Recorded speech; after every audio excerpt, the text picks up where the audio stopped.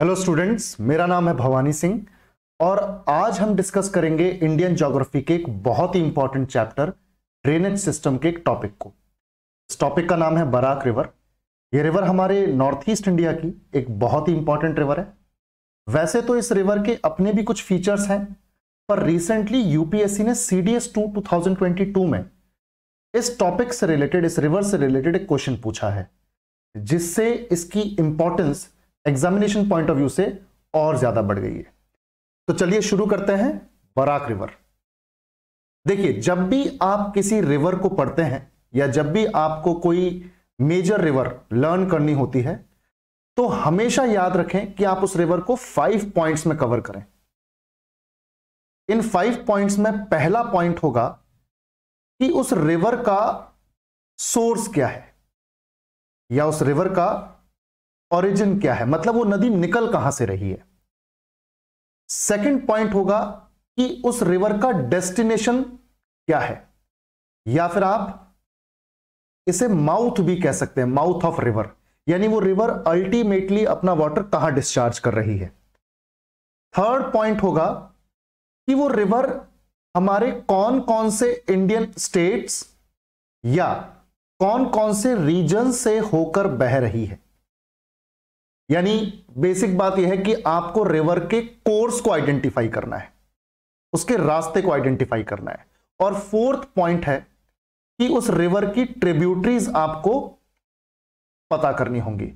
Tributaries का मतलब होता है ऐसी छोटी नदियां जो अपने वाटर को भी उस मेजर रिवर में डिस्चार्ज कर दें, अपने पानी को भी उस मेजर रिवर के पानी में मिला दें। और लास्ट में जो फिफ्थ पॉइंट होगा वो ये होगा कि आपको पता करना होगा कि उस मेजर रिवर के बारे में अगर कोई इंपॉर्टेंट फैक्ट्स या फीचर्स हैं तो वो क्या है।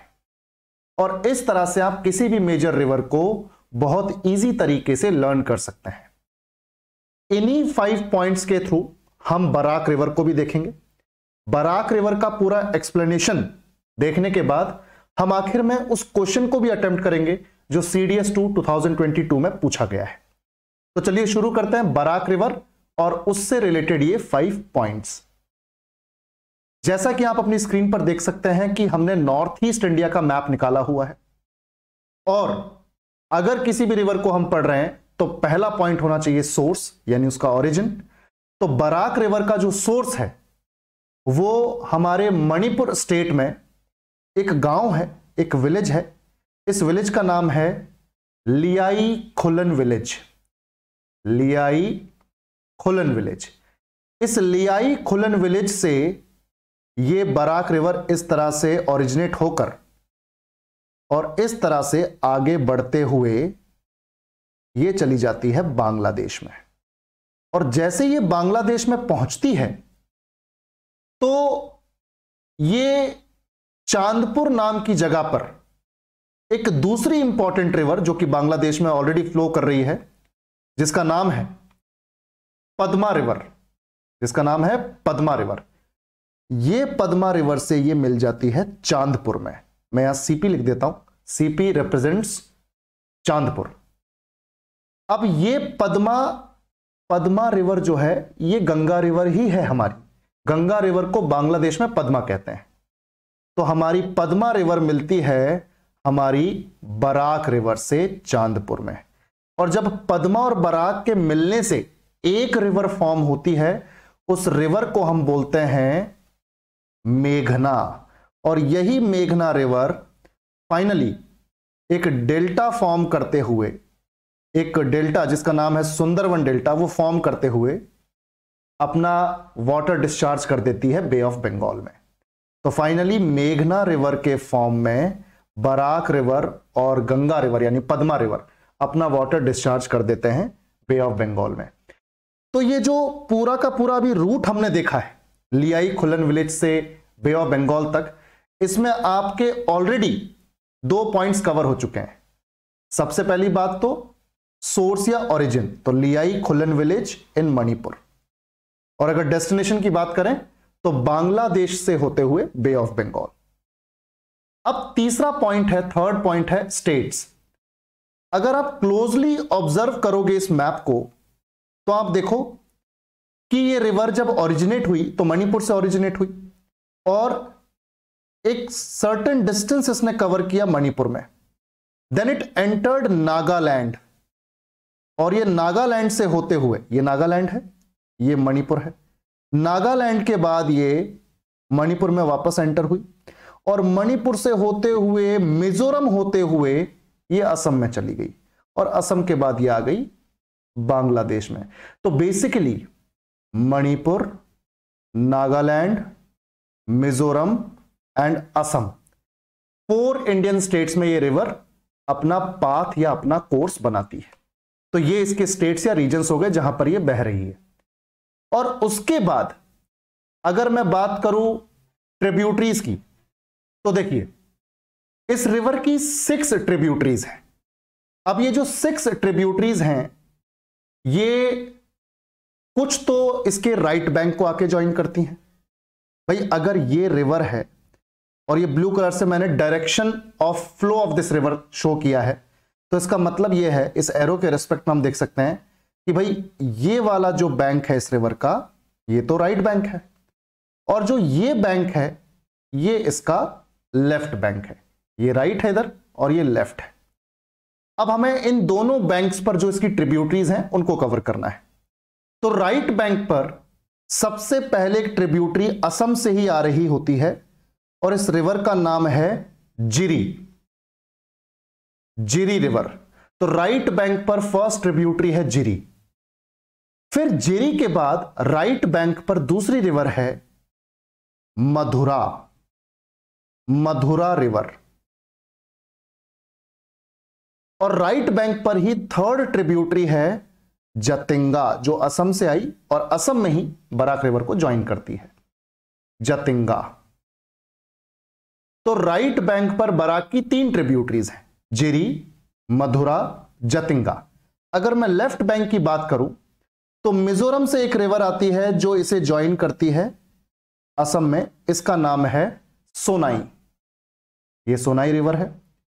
सोनाई के बाद मिजोरम से ही लेफ्ट बैंक के लिए एक दूसरी रिवर निकलती है और इस रिवर का नाम है धलेश्वरी, धलेश्वरी। और फाइनली मिजोरम से ही एक तीसरी रिवर जो इस बराक रिवर को लेफ्ट बैंक पर ही ज्वाइन करती है असम में, इसका नाम है लोंगाई। तो इस तरह से हम 3 रिवर्स राइट बैंक पर देख पा रहे हैं और 3 रिवर्स हम लेफ्ट बैंक पर देख पा रहे हैं। तो जिरी, मधुरा और जतिंगा तो हैं राइट बैंक की ट्रिब्यूटरीज बराक में, और सोनाई, धलेश्वरी और लोंगाई हैं लेफ्ट बैंक की ट्रिब्यूटरीज बराक में। इस तरह से हमारी ट्रिब्यूटरीज भी पूरी हो गई। अब हमारे पास इस रिवर से रिलेटेड लास्ट फैक्ट है कि भाई इस रिवर के ऊपर एक डैम है मणिपुर में। अब वो जो डैम है, डैम का पर्पस आप सभी को समझ में आता है। डैम जनरली हाइडल पावर के लिए, इरिगेशन फैसिलिटीज के लिए, या फिर वाटर स्टोरेज के लिए, जब रिजर्वॉयर बनाया जाता है उसके लिए बनाया जाता है। तो ये जो डैम है, इस डैम का नाम है तिपईमुख डैम और ये मणिपुर में है, ये मणिपुर में है इस जगह पर। तो ये तिपईमुख डैम बराक रिवर के ऊपर मणिपुर में ही बना हुआ है। तो एक तो फैक्ट ये हो गया इस रिवर के बारे में कि भाई तिपईमुख डैम जो है वो मणिपुर में इस रिवर के ऊपर बना हुआ है। और दूसरा यूनिक फैक्ट, दूसरी यूनिक बात जो है वो इस रिवर से रिलेटेड ये है कि असम में 2 जगह हैं, एक का नाम है लखीपुर और दूसरी का नाम है भांगा।